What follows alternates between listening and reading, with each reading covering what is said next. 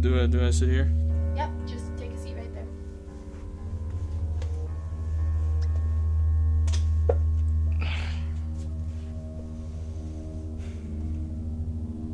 Alright, could you please just introduce yourself and then tell us a little about yourself? Well, my name is Steve. I also go by the Killer, the Shadow, and Bob. My hobbies include skipping rocks, flying kites, and, oh, by the way, I'm a serial killer. That's why I have these on.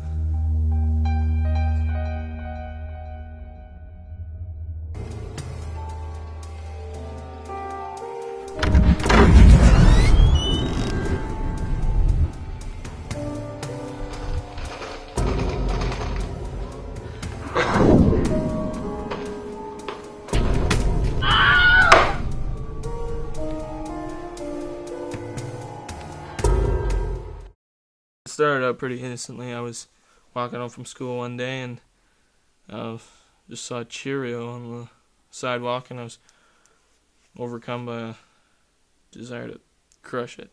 And it escalated quickly from there. I was killing cereal all over the place, in the grocery store and my own home.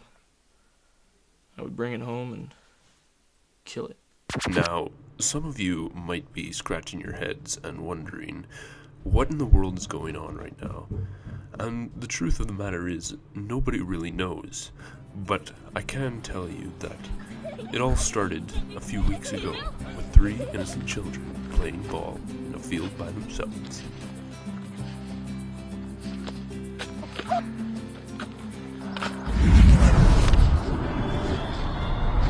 Upon witnessing the crime scene, these 3 studious individuals ran as fast as they could to inform the authorities of the situation at hand.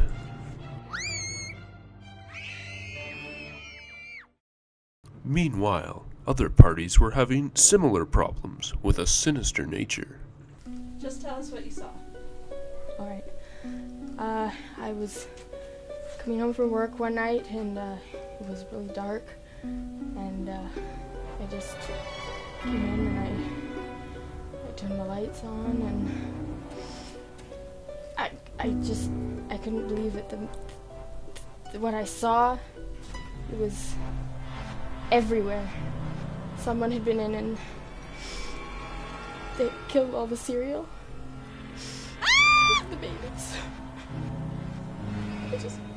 I need a minute. Are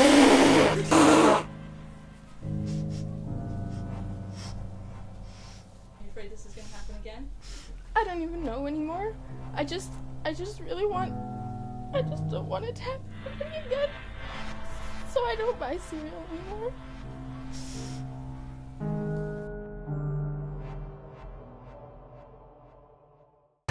And now for some disturbing news. Ed Finley is on the scene. Over to you, Ed. Thank you, Brenda. And now, as you can see behind me, the forensic investigators are currently trying to assess the situation and find out what caused the death of the cereal box in this case. It may be because of the rather large flesh wound that has been assessed at this time, but that has not yet been confirmed. Police have not yet released the names of both the victim and his killer.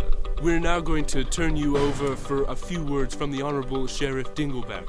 Can you release any of the details regarding the names of the victim and or his killer? No, absolutely not. It's an ongoing investigation, and we don't release names until the investigation is closed. Has there been any kind of confirmed assessment of the damage that has been done here today? Oh yeah, he's dead as a doornail. So is the killer then still at large? Is he a threat to the public at this time? Absolutely.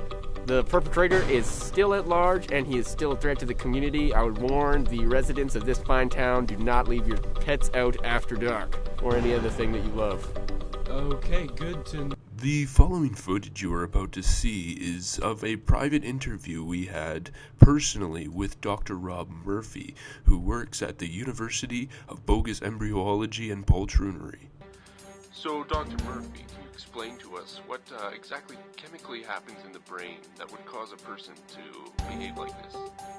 Well, if we take a look at the cerebral cortex, you'll find disturbing bilateral bioluminescence that causes the aurora borealis within the brain tissue to act in a parsimonious manner that is unusual to the average humanoid.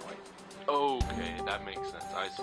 So, how would this affect a person in today's modern society? Well, that's a good question. I think you'll find in the right frontal lobe, when it begins to break down, what happens is it causes the individual to eventually become emotionally constipated and becoming, well, corny, to borrow the colloquialism. After several weeks into the investigation, the police received an anonymous note tipping them off to the location of the serial killer where he was caught in the act. The police were able to apprehend the suspect on site, and he is now facing numerous charges as well as jail time.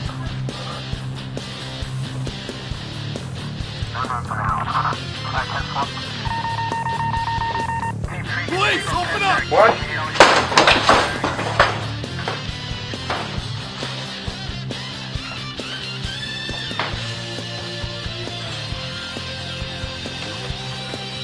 Sergeant Central. 19 Sergeant, sir. Freeze!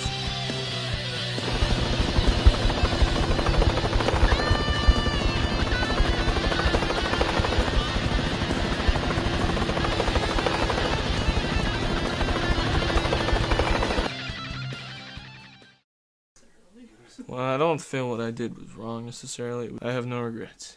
I would do it again. I eat cereal for breakfast.